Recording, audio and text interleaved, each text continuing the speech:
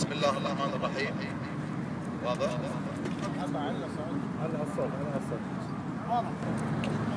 واحنا دائما وابدا يعني اعتقد ان المرحله القادمه مرحله دقيقه وحساسه ومفصليه في تاريخ الكويت، واعتقد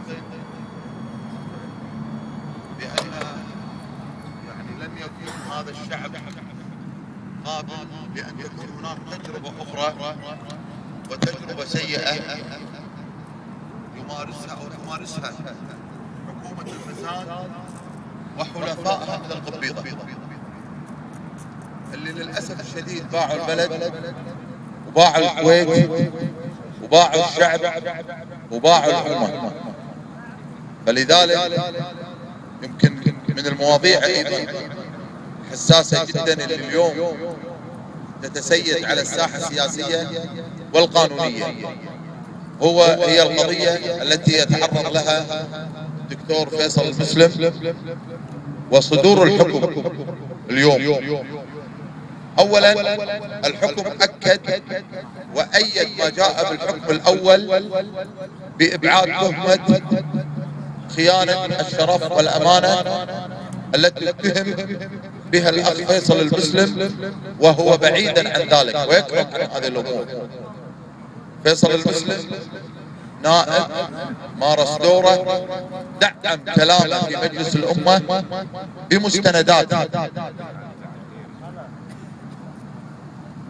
صدور الحكم وخطورته انه قد تناول بشكل او باخر حق النائب في الرقابه الشعبيه على اعمال السلطه التنفيذيه. يعني امر لا يمكن قبوله باي حال من الاحوال ان يؤاخذ عضو مجلس الامه عما يقوله في قاعه البرلمان. وطبعا المشرع الدستوري كان مدرك بان علشان يكون للكلام معنى وقيمه يجب ان يدعم بمستندات. وبعدين اذا كانوا يتكلمون عن الاسرار المصرفيه، هو القنبيضه خلوا شيء حق الاسرار المصرفيه، العبوا بحسبتها. اي اسرار مصرفيه تتحدثون عنها امام نواب باعوا ضمائرهم وباعوا قيمتهم وباعوا العزه وباعوا الاراده وباعوا كرامه الشعب، وتفرقوا بعد ذلك للدستور لولا فضل الله سبحانه وتعالى. ثم هذا الحراك الشعبي الكبير الذي تمثل في ساحة الإرادة تلك الجموع الكبيرة من أبناء الشعب الكويتي. وعندما عبر أيضا أبناء الشعب الكويتي عن سخطهم وغضبهم بتلك الممارسات التي قامت بها القوات الخاصة، وبعد ذلك كان دخولهم المظفر إلى مجلس الأمة بدعوة من طلب منهم دخول مجلس الأمة هم النواب، وعلى رأسهم أنا مسلم البراك. بالتالي نحن نتحمل مسؤولية الفخر والعزة، وهذا شرف لا ندعيه، ولكن تظل الأمة هي التي تمثل الإرادة.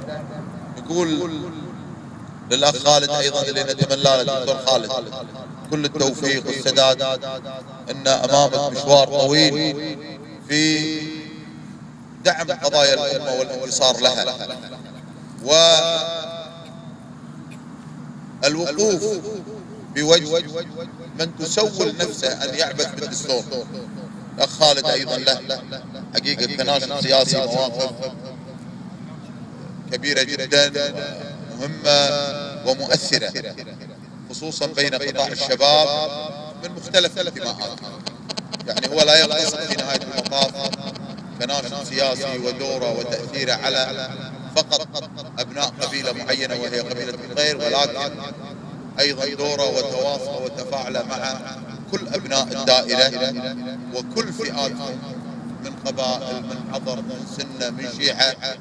نتمنى التوفيق للجميع، ونتمنى للأخ خالد كل الخير والسداد، ونتمنى أن تكون الحملة الانتخابية القادمة بمختلف مناطق الكويت معبرة تعبير حقيقي عن ثوابت أبناء الشعب الكويتي العزيز اللي نعتقد أنه عندما شعر بأن دستوره قد تعرض للخطر وقف وقفة رجل واحد في الدفاع عن هذا الدستور. لذلك نريد كل المقرات الانتخابية في كل الدوائر الانتخابية أن تقف مواقف معلنة وواضحة من قضية الدفاع عن الدستور.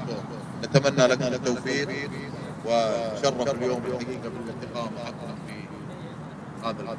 محمود جزاك الله خير. جزاك الله بالخير. سمعنا ان في مفاجآت على القبيضة بندوة الجاية ان شاء الله. والله هم شوف اسمائهم معروفة، لكن تبقى قضية ارقام. ان بعد ما نبي واحد فيهم يطلع ويقول والله ما عندي الا 150,000 دينار في البنك حولوني عليه، لا كذاب بعيدين عن هالامر. لا هذا الكلام ما هو صحيح، وهم يعرفون تماما شنو الخمار اللي سووه وشنو الخلل.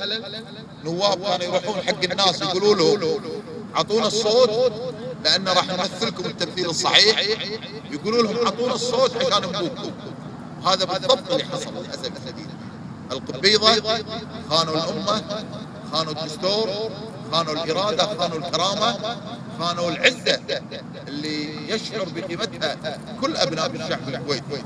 لذلك اعتقد ستكون هناك انتفاضه مباركه في فجر يوم 3/2 بعد يوم الانتخاب، عندما تعلن النتائج، لنعرف ان ابناء الشعب الكويتي بمختلف الدوائر لديهم القدره الكامله على المتابعه وعلى المحاسبه وعلى المراقبه وعلى المعاقبه، وهذا ما سنرى به اعيننا. انا من البدايه اود ان اشكر النائب السابق مسلم البراك على حضوره الليله في مقركم الانتخابي.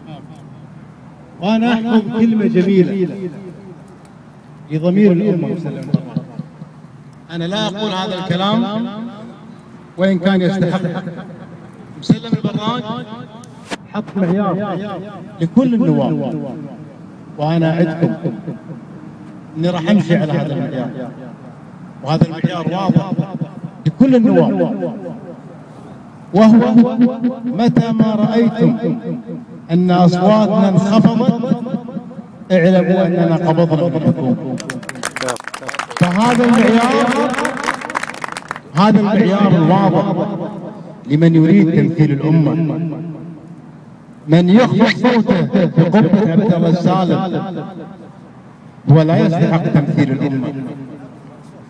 وكذلك نذكر الاخوان مسلم البراك انه كرس مفهوم فقد في الفتره السابقه، ان المرشح لا يمثل فئه معينه، من يخوض الانتخابات يمثل الامه بشكل عام.